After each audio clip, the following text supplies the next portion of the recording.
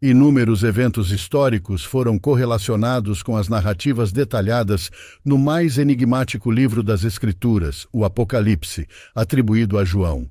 Alguns estudiosos argumentam que, embora o fim dos tempos ainda não tenha chegado, as visões de João já se manifestam em nossa realidade. Você já notou indícios disso? Olá e bem-vindo ao canal Ilustrando a Bíblia.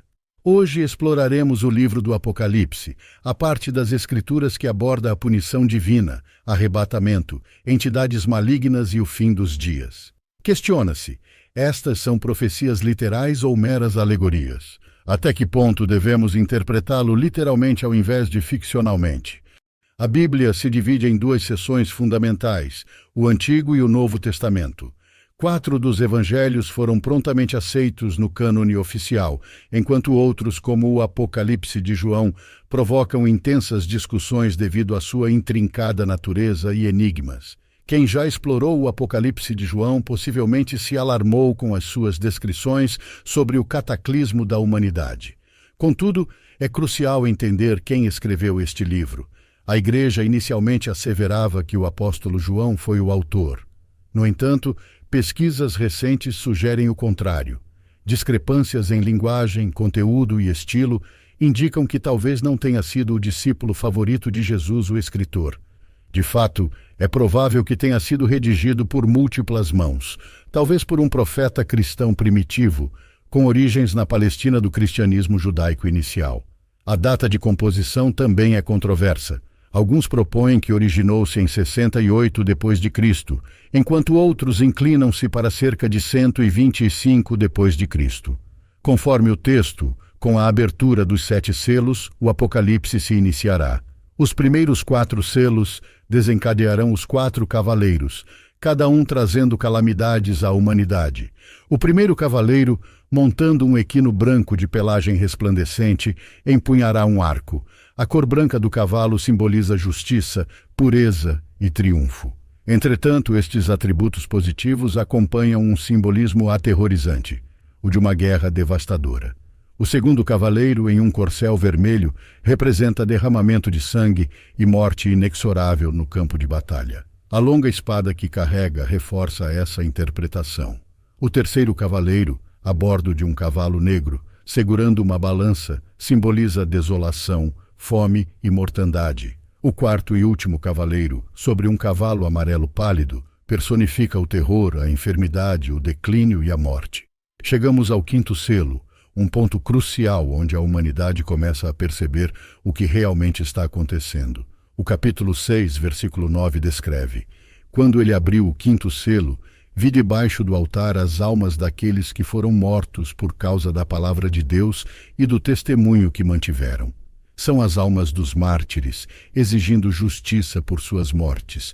Eles clamam: Até quando, soberano, santo e verdadeiro, demorarás para julgar e vingar nosso sangue sobre os moradores da terra? Com a abertura do 6º selo, terremotos abalarão o mundo. O sol se tornará negro, a lua se avermelhará como sangue e estrelas cairão do céu.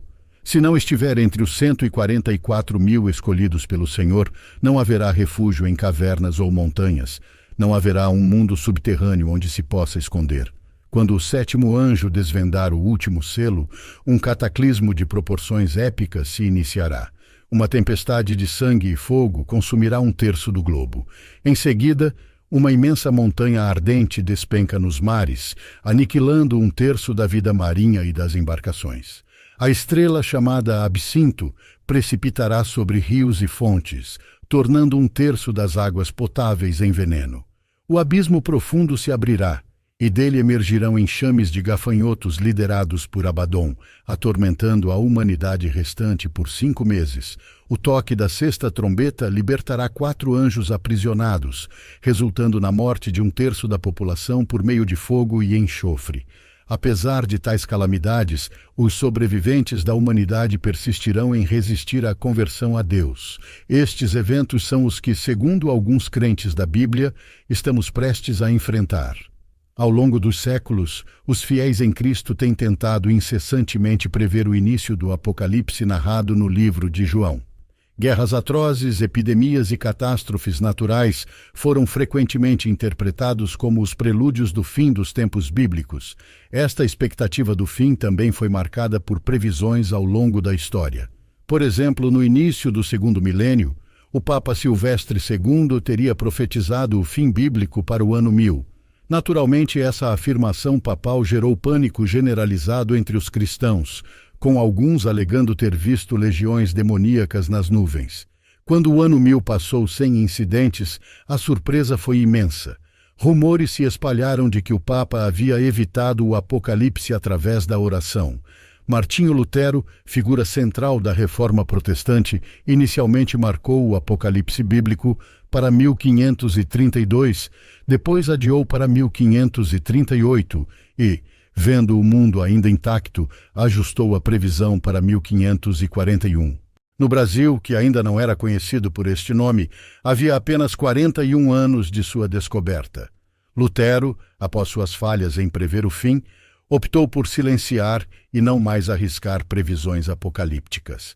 Da mesma forma, os seguidores das Testemunhas de Jeová também anunciaram datas para o Apocalipse, que não se concretizaram. Esses anos incluíam 1872, 1914, 1925, 1975 e 2000. Curiosamente, o ano 2000 foi marcado por temores do bug do milênio, uma preocupação técnica com os computadores na virada do milênio, que, embora não relacionada com o Apocalipse bíblico, gerou discussões nesse contexto. Recentemente, eventos como a pandemia do coronavírus e o conflito entre Rússia e Ucrânia têm sido interpretados por alguns como os sinais premonitórios do Apocalipse. A escalada do conflito no leste europeu pode adquirir proporções de uma guerra global, levantando questões sobre sua conexão com as profecias do Apocalipse. No que tange o vírus, sobretudo o coronavírus, o surgimento de variantes mais letais também alimenta uma visão apocalíptica. O mundo, cercado por armamentos nucleares e ameaças microscópicas, parece estar à beira de um cenário catastrófico.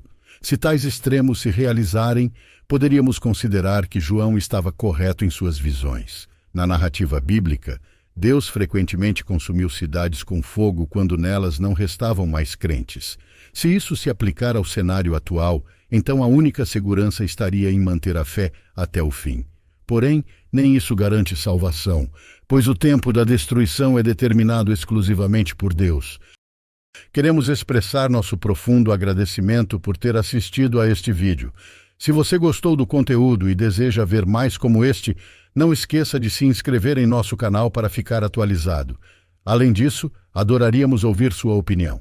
Por favor, deixe um comentário abaixo compartilhando suas ideias, perguntas ou experiências relacionadas ao tema. Seus comentários são muito valiosos para nós e ajudam a melhorar nosso conteúdo. Obrigado por fazer parte da nossa comunidade.